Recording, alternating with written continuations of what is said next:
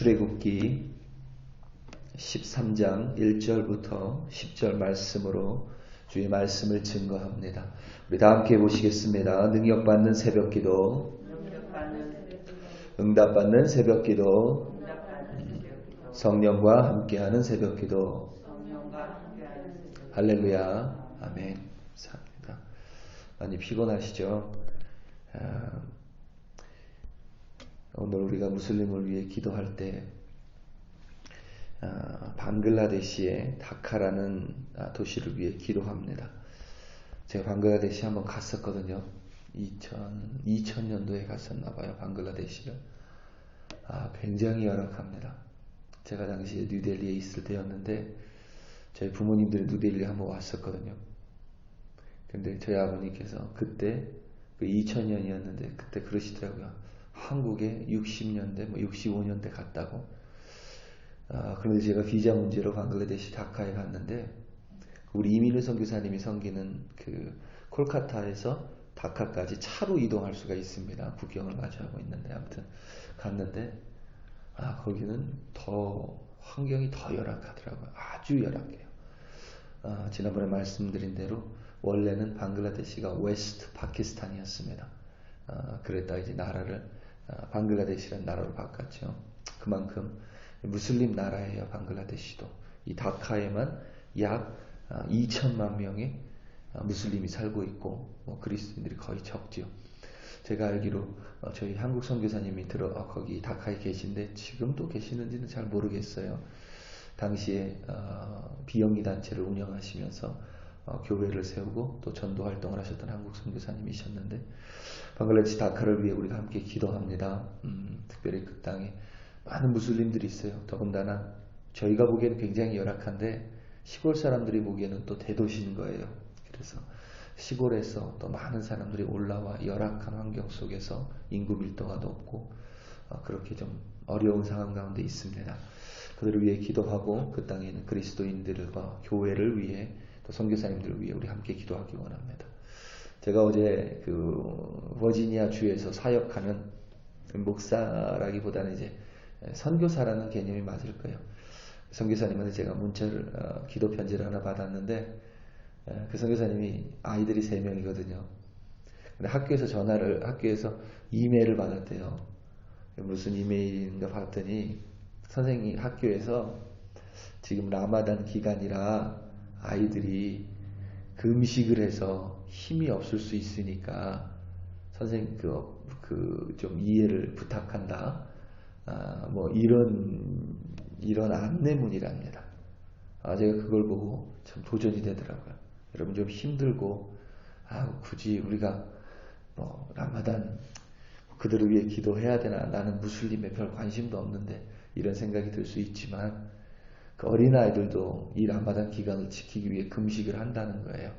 우리가 좀 분발해서 이제 7일 정도 남았는데 끝까지 이 기도 잘 마치기 바랍니다. 오늘도 설교 마치고 방글라데시 다카를 위해 함께 기도하는 시간 갖도록 하겠습니다. 이제 별로 안 피곤하죠. 어린아이들도 금식하는데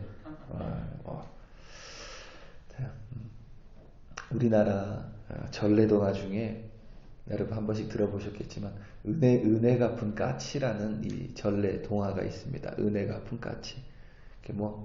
쉬운 내용이겠죠. 당연히 까치 이야기인데 은혜를 갚은 까치다. 그러겠죠. 한 번쯤 들어보셨을 거예요. 한 나그네가 산을 이렇게 넘어가는데 이렇게 한쪽 귀퉁이에서 까치 우는 소리가 너무 시끄러운 거예요.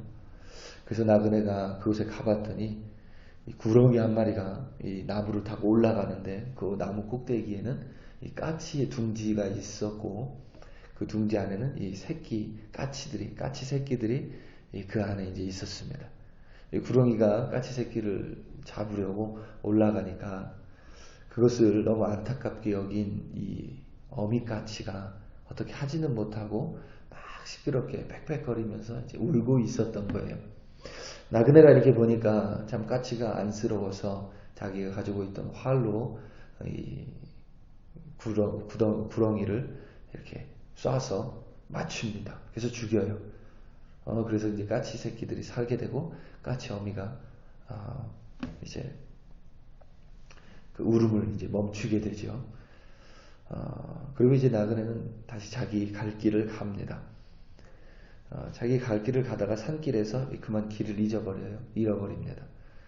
겨우 산속에서 불빛이 보이는 곳을 겨우 찾아가 봤더니 이제 작은 초가집이 있는 거예요. 작은 초가집이 있는데 그 안에서 여자의 이제 울음소리가 이렇게 들립니다. 그래서 참 무슨 울음소리인가 이런 생각이 들지만 이제 자기도 잘못하면 이제 또 어려워질 수 있어서 염치불구하고 이제 그 집을 문을 두드립니다. 한 여인이 나오면서 자기 남편이 오늘 죽어서 지금 상중인데 괜찮으면 묵었다 가시고 이렇게 제안을 했습니다. 그때 이제 나그네가 좀 찝찝한 마음이 있었지만 그래도 이제 갈 곳이 없고 잘못하면 산속에서 이제 죽게 되니까 위험에 처할 수 있으니까 그러면 괜찮다면 하룻밤 묵고 가겠습니다 하고 이제 건너방으로 가는 거예요. 나그네가 한참을 뒤척이다가 겨우 잠이 들었습니다. 한참 자다 보니까 몸이 너무 답답한 거예요. 숨을 잘 못 쉬겠고. 그래서 눈을 떠서 이렇게 봤더니 커다란 구렁이 한 마리가 나그네 몸을 칭칭 감고 있는 거예요. 그러더니 제가 눈을 떴더니 구렁이가 자기 눈앞에서 이렇게 이야기하답니다. 너가 오늘 죽인 그 구렁이는 내 남편이었다. 내가 너를 죽여서 내 남편의 원수를 갚아야 되겠다. 이렇게 이야기한 거예요. 그리고 그냥 먹으면 되는데 전래동하잖아요. 그러니까 그런데 이제 구렁이가 그런데 만약 새벽까지 종이 3번 울리면 너를 살려주겠다. 이제 이렇게 이야기했습니다. 이 산속 깊은 곳에서 당연히 종소리가 날 리가 없지요. 그렇게 생각한 나그네는 죽음을 피할 수 없다라고 이제 체념을 했습니다. 그리고 눈을 감고 죽기를 기다리고 있는데 갑자기 멀리 종소리가 땅 하고 한번 울리는 거예요. 남편이 나그네가 좀 이상했죠. 그리고 나더니 이어서 땡 하고 2번째가 울리고 또 좀 이어서 땡 하고 3번째 종소리가 들렸습니다. 그러자 나그네의 몸을 칭칭 감고 있었던 구렁이는 나그네를 풀어주고 떠나갔습니다. 구사일생으로 목숨을 부지한 이 나그네가 아침이 되어서 도대체 그 밤속에 누가 종을 친 걸까 하고 종소리가 났었던 곳을 이렇게 해서 더듬어서 찾아가 봤습니다. 그랬더니 그곳에 한 절이 있었고 절에 종탑이 있었는데 그 밑에는 까치가 머리에 피를 흘린 채 죽어 있었습니다.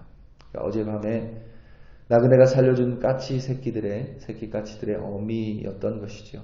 어미 까치는 자신의 새끼를 살려준 나그네의 그 은혜에 보답하기 위해 자신의 희생에서 머리로 종을 치고 죽었던 것입니다.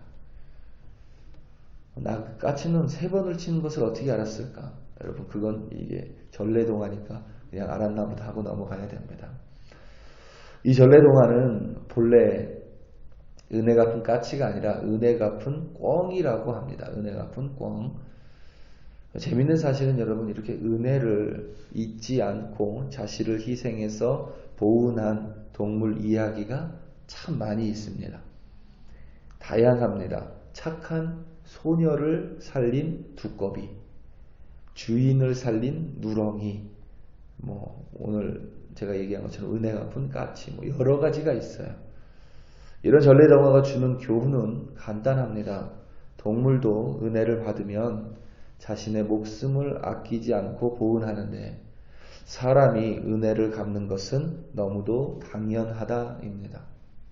그런데 그 교훈의 저변에 깔린 진짜 사실은 사람 중에 자신이 받은 은혜를 잊어버리고 그것을 갚지 않는 사람이 많이 있다입니다. 사실 불가능하지만 만약에 모든 사람이 절대 자신에게 누군가 베풀어준 은혜를 절대 잊지 않고 그 은혜를 꼭 보답한다면 아무도 은혜 갚은 까치와 같은 전래 동화는 절대 존재하지 않을 것입니다. 동물조차도 그렇게 보은하며 사는데 사람은 반드시 은혜를 잊지 말고 기억하며 살아야 한다가 진짜 교훈입니다. 사람에게 망각은 한편으로는 큰 복이지만 다른 한편으로는 우리가 절대 잊지 말아야 할 것을 잊게 한다는 사실을 우리는 반드시 알아야 합니다. 때로는 절대 잊지 말아야 할 것을 잊어버림으로 말미암아 하나님을 떠날 수도 있고 혹은 사람과의 관계를 망쳐버릴 수도 있기 때문입니다. 여호와 하나님께서 그와 같은 인간의 모습을 잘 알고 계셨기에 이스라엘 자손에게 무교절이란 절기를 반드시 지키라는 규례를 명령하셨습니다. 성경을 읽다가 무교절 혹은 유교절이 나오면 여러분 둘을 쌍으로 묶어서 이해하시기 바랍니다. 유교절과 무교절은 바로 이어지기 때문에 때로는 성경 속에서 유월절 절기라고 이야기하기도 하고 때로는 무교절 절기라고 이야기하기도 합니다. 간단하게 말하면 유대인들에게는 야빔월이 첫 번째 달입니다. 우리가 지금 사용하는 달력 시스템으로는 3월이나 4월이 됩니다. 야빔월 첫 번째 달, 유대인들에게 첫 번째 달인 야빔월 10일에 어린 양을 취하고 4일 뒤인 14일 저녁이 되면 어린 양을 잡고 쓴 나물과 무교병을 가지고 저녁을 먹습니다. 무교병은 누룩이 그러니까 효모, 이스트가 들어가지 않고 구운 빵입니다. 그렇게 유월절 저녁을 14일 날 먹고 나면 유월절을 지키고 그날부터 바로 무교절이 시작이 됩니다. 무교절은 그날 14일 저녁부터 7일 동안 그러니까 21일까지 무교병을 먹으며 지키는 것이 무교절입니다. 무교절을 다른 말 그대로 무교절은 말 그대로 7일 동안 무교병을 먹는 절기입니다. 6절부터 9절 말씀입니다. 이래 동안 무교병을 먹고 일곱째 날에는 여호와께 절기를 지키라. 이래 동안에는 무교병을 먹고 유교병을 내게 보이지 아니하게 하며 내 땅에서 누룩을 내게 보이지 아니하게 하라. 너는 그날에 내 아들에게 보며 이르기를 이 예식은 내가 애굽에서 나올 때에 여호와께서 나를 위하여 행하신 일로 말미암음이라 하고 이것으로 내 손의 기호와 내 미간의 표를 삼고 여호와의 율법이 내 입에 있게 하라. 이는 여호와께서 강하신 손으로 너를 애굽에서 인도하여 내셨음이니. 아멘. 무교병은 보통 맛이 없습니다. 그리고 부드럽고 딱딱하지도 않습니다. 그런 무교병을 일주일간이나 먹으니 당연히 아이들이 물어보겠죠. 그러면 일주일 동안 무교병을 먹는 이유를 아이들에게 설명해 줍니다. 당연히 그 설명해 주는 어린 양과 유월절 사건이 될 것입니다. 이 일주일간 절기를 지키는 예식으로 말미암아 이스라엘 백성은 절대 유월절 사건과 그 속에서 자신의 장자를 지켜주시고 자신들을 여호와의 백성으로 삼아주신 하나님의 은혜를 절대 잊지 않고 기억할 수 있는 것입니다. 이 은혜를 잊지 않고 기억하는 것이 얼마나 중요했으면 출애굽기 12장에서 막상 10번째 재앙인 죽음의 사자에 대한 분량은 그렇게 많지 않습니다. 그런데 12장을 앞뒤로 이 무교병에 관한 절기, 무교절을 언급하고 있습니다. 뿐만 아니라 그 절기를 기록한 하나님의 말씀을 손목이나 미간에 표시해 두라고 따로 또 명령하셨습니다. 손목에 있는 표시는 내가 무엇을 하든지 내 존재하는 이유는 나를 출애굽시켜 주신 하나님의 은혜를 잊지 말라는 의미이며 내 미간에 있는 표시는 상대방으로 하여금 당신의 존재하는 이유 또한 당신을 출애굽시켜 주신 하나님의 은혜임을 잊지 말라는 의미입니다. 또한 언제든지 내가 이 은혜를 잊었을 때에는 나에게 내 미간에 있는 은혜의 표시를 상기시켜 달라는 의미이기도 합니다.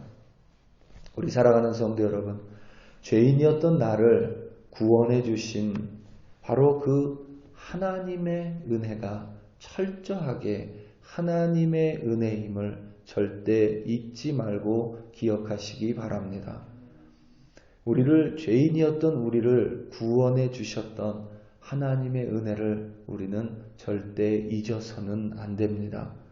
우리가 그 은혜를 잊지 않는 한 우리는 하나님을 끝까지 사랑할 수 있을 것이며 우리가 그 은혜를 잊지 않고 내가 어떤 존재였었는지를 기억한다면 그 또한 나로 인하여 이웃과 함께 아름다운 관계를 만들어갈 수 있도록 도와줄 것입니다.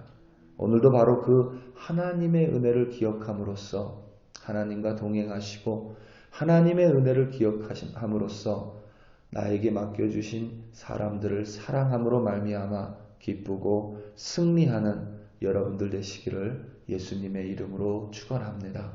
우리 다 함께 기도하시겠습니다.